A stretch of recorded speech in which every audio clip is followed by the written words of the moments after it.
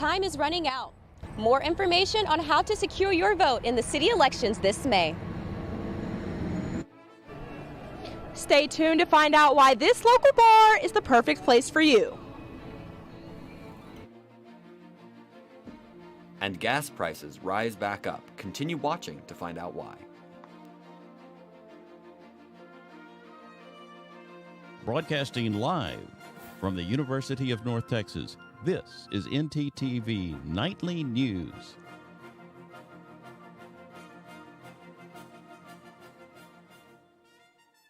Good evening. Thank you for joining us on NTTV Nightly News. I'm Peter Rabel. And I'm Avery Callens.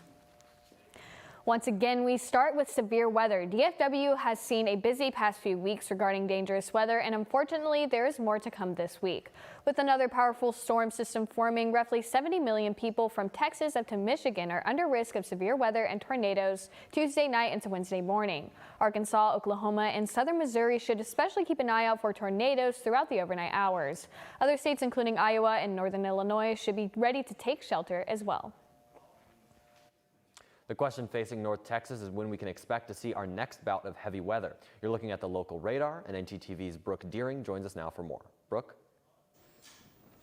Thanks, guys. Well, we are seeing some severe weather later tonight. If we look at our radar right now, what we're seeing is some light to moderate rain making its way from the southwest and up into the Denton area. Now, it's going to start to develop and get a lot heavier and a lot severe in between 1 a.m. and 3 a.m. So because of that time period, we're going to be on the outskirts for most of it.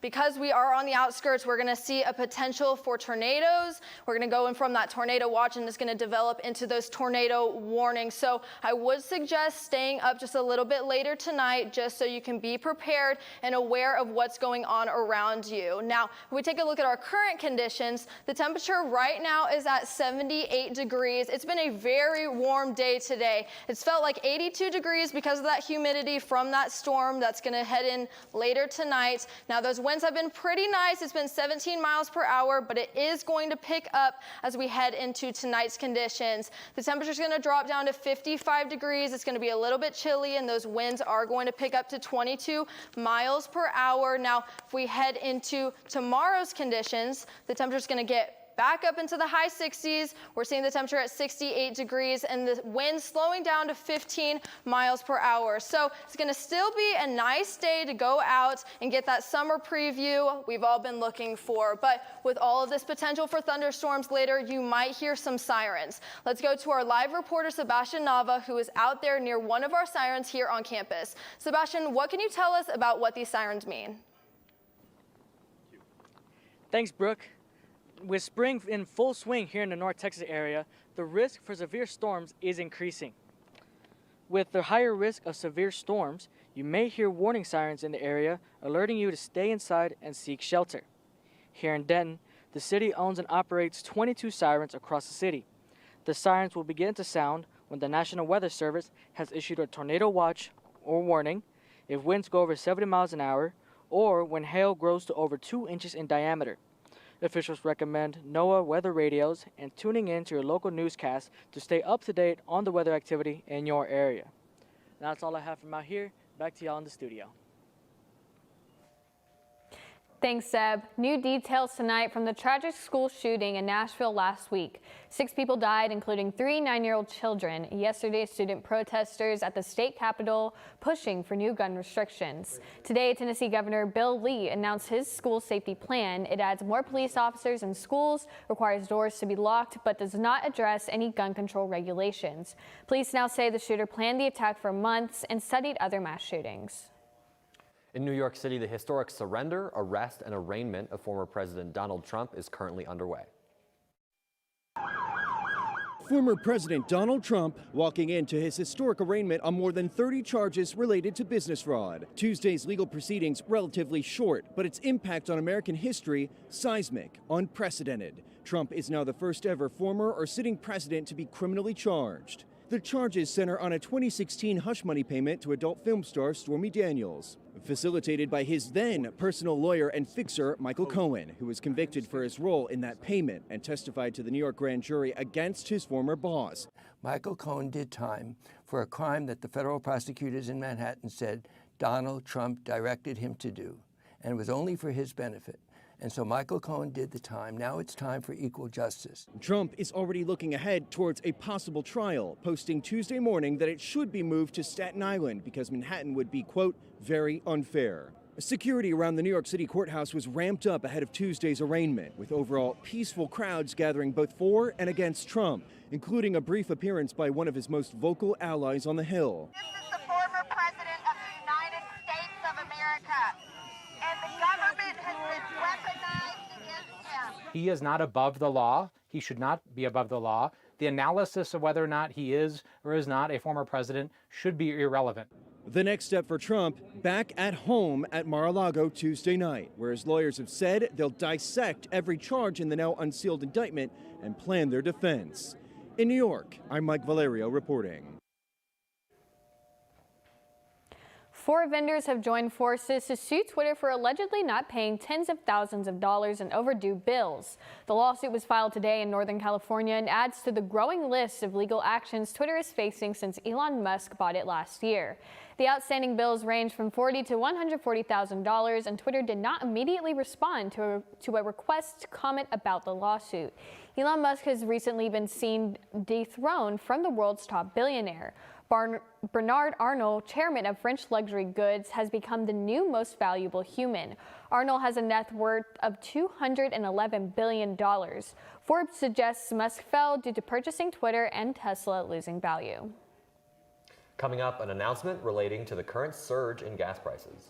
And civilian takes action in dealing with potholes. Stay with us. Did you know you have access to video equipment like DVDs, video games, and cameras? That's right, you do. Come on down to Chilton Library and fulfill your media dream. Located on the bottom floor next to the student sculpture. Hope to see you there soon. Hey girl, you know you look good. I like the way you move and groove. I'm not sure.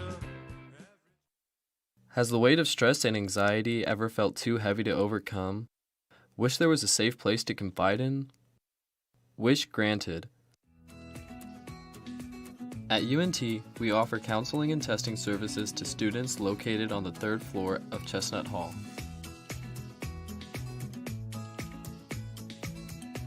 UNT, we're here for you.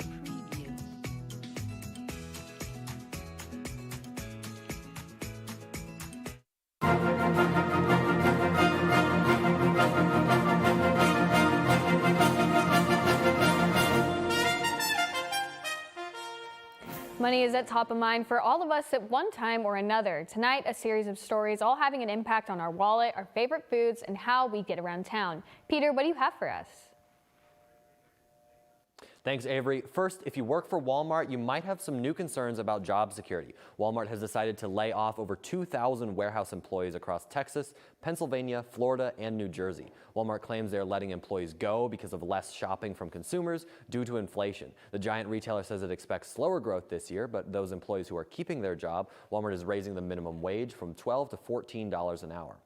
Although Walmart may be seeing less business with the recent inflation, there is one restaurant item that has been increasing in popularity. Crispy chicken sandwiches are flying off the shelves, so much so that restaurant operators are now increasing prices of the sandwiches to meet demand. The problem, of course, is that higher demand is driving up costs for the small fast food restaurants. There are fewer chickens for all those chicken tenders we've been eating, and that's a staple here on a college campus.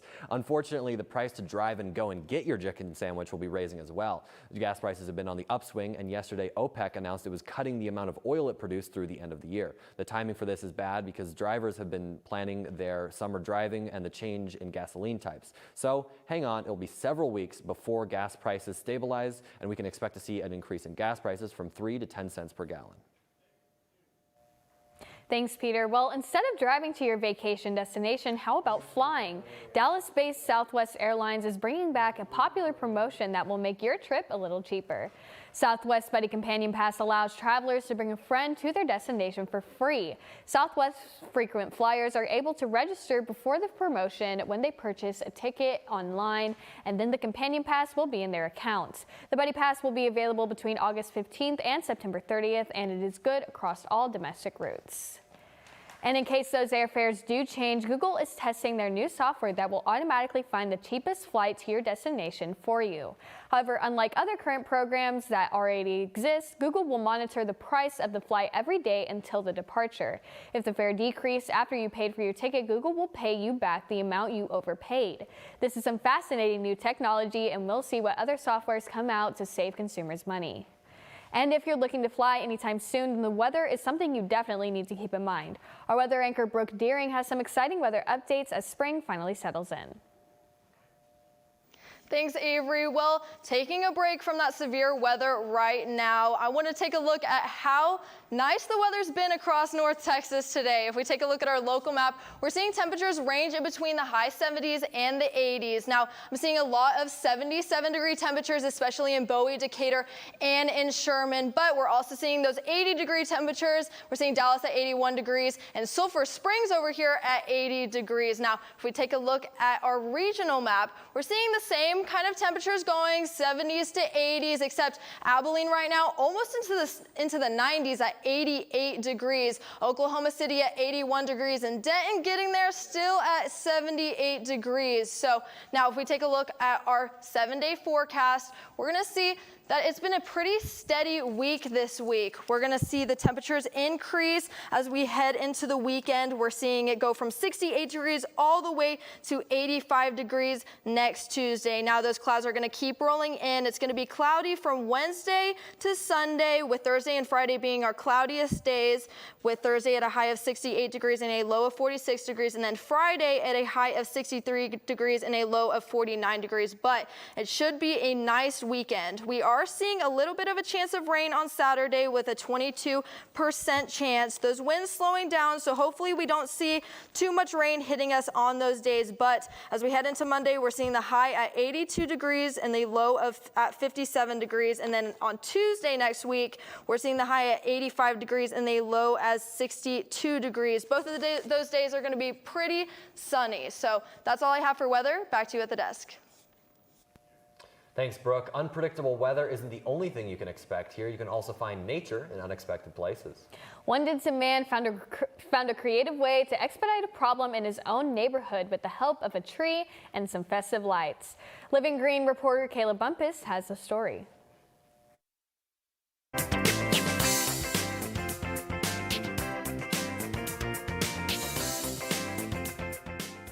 That's right. After a year of complaining to City Hall about a large pothole, this Virginian man decided to fill the hole himself with a unique and green solution that was very popular among his community. It was about a foot deep.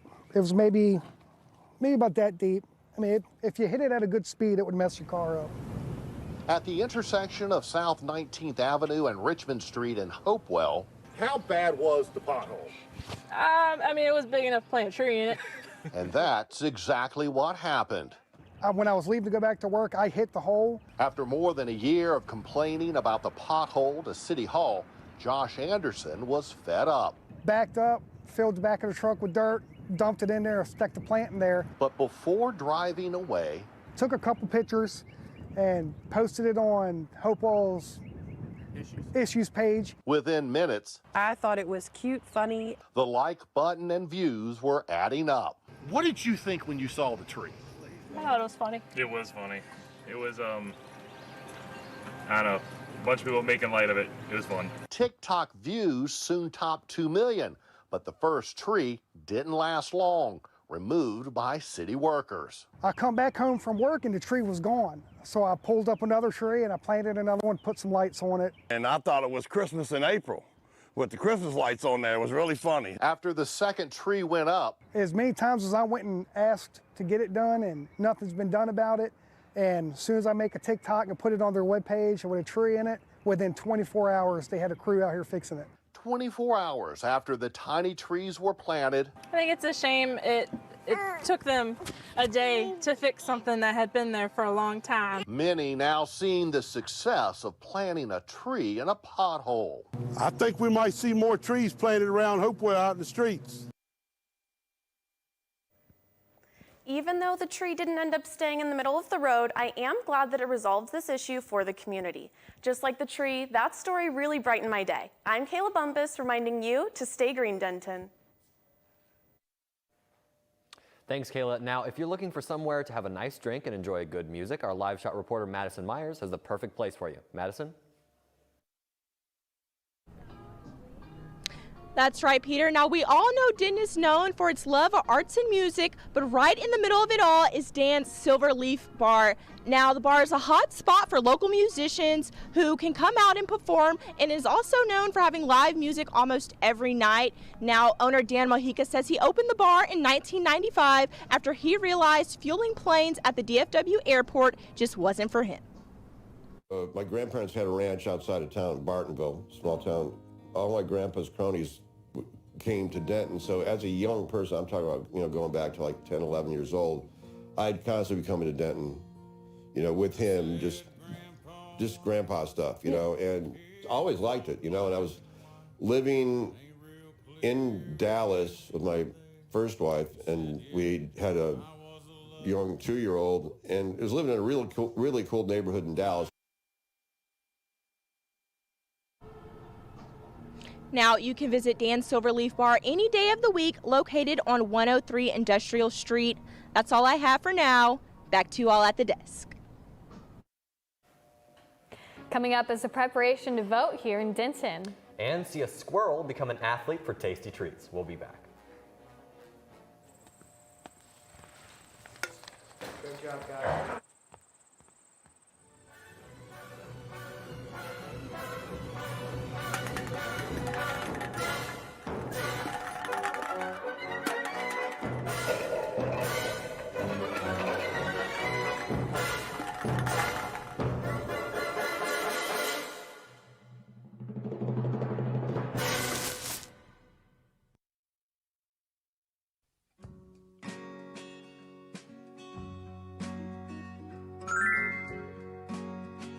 I'm here to rescue you.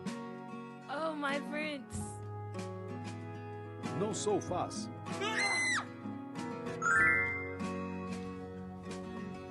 This toy is going to be awesome.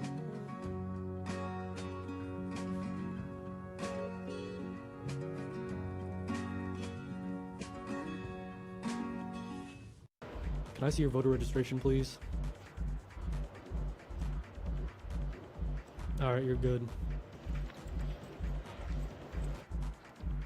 No registration, no entry. All right. Let me see your voter registration card, please. I'm not registered to vote. No registration, no entry. Dude, my friends are already in there. No registration, no entry. What the? Join the club. Register to vote today.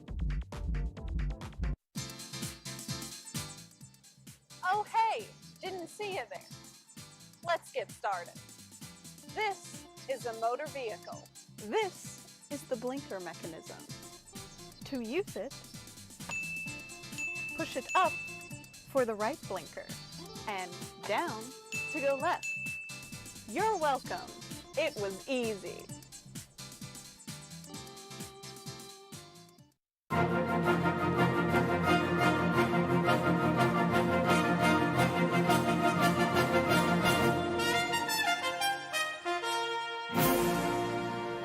There's a lot happening during the spring season, including holidays, events, and elections.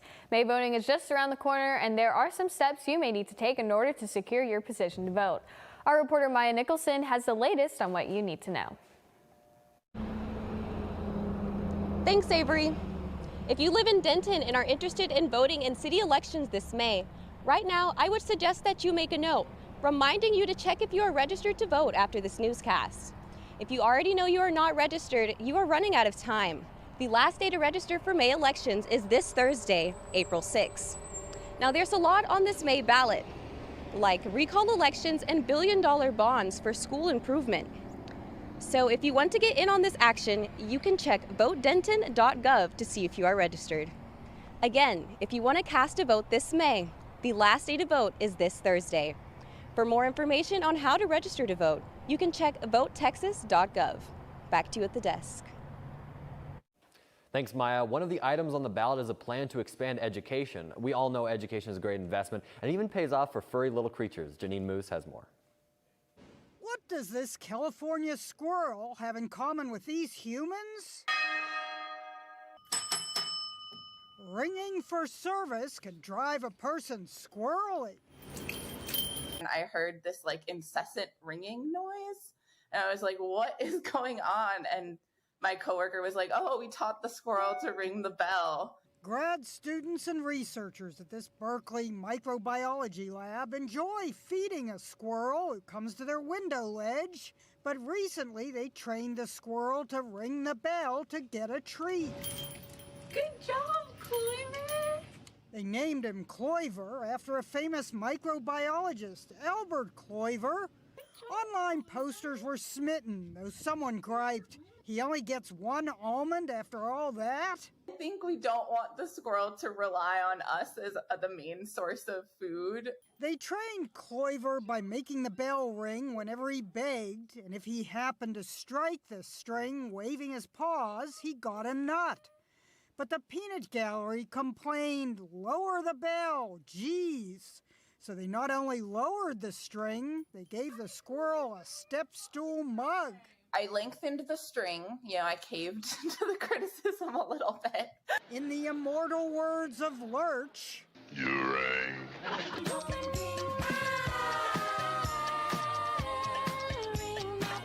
Now the lab rats are at the service of the squirrel. Ginny Mose, CNN, New York. These little guys are not the only ones in training mode today because there are a number of athletes preparing for some exciting games. That's right, Avery. I think Armando came over to the desk to tell us just about that. Oh, yeah. These athletes are doing a whole lot more than just training. I'll show you what the passion for the playoffs looks like right here in DFW when we return from break.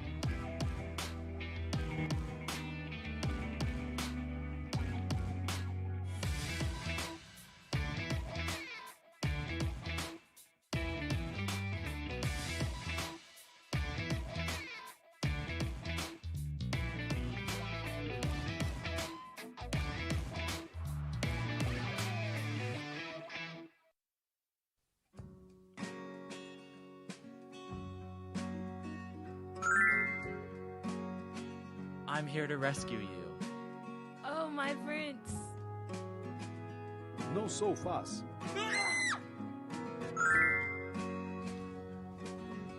This story's going to be awesome.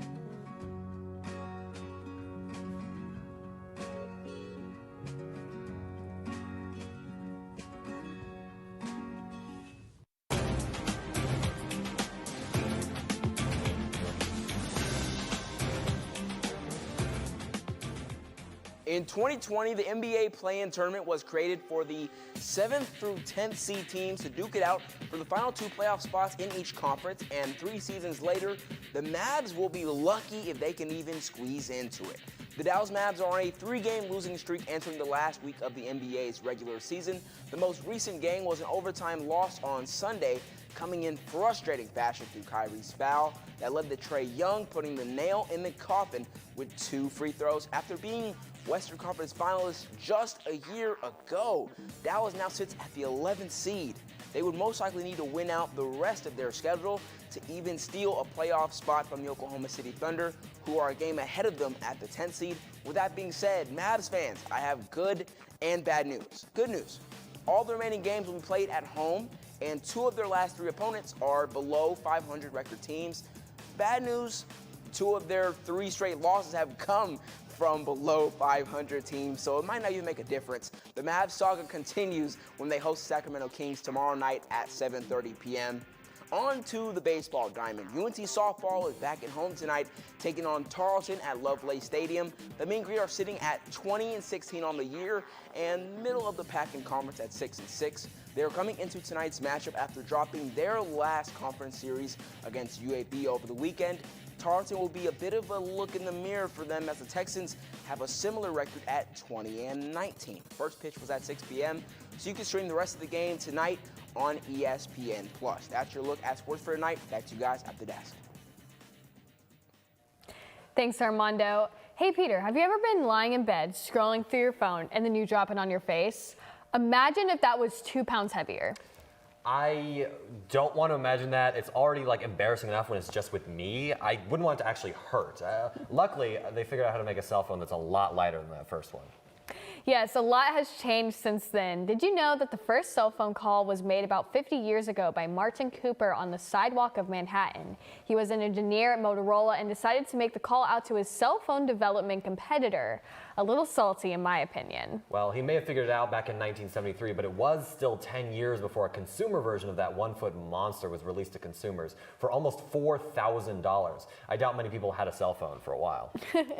That's right, but today about 97% of Americans now own a cell phone, and it's kind of hard to imagine life without one. Thanks for watching NTTV Nightly News. Join us again tomorrow at noon and tomorrow evening at 6 here on North Texas Television.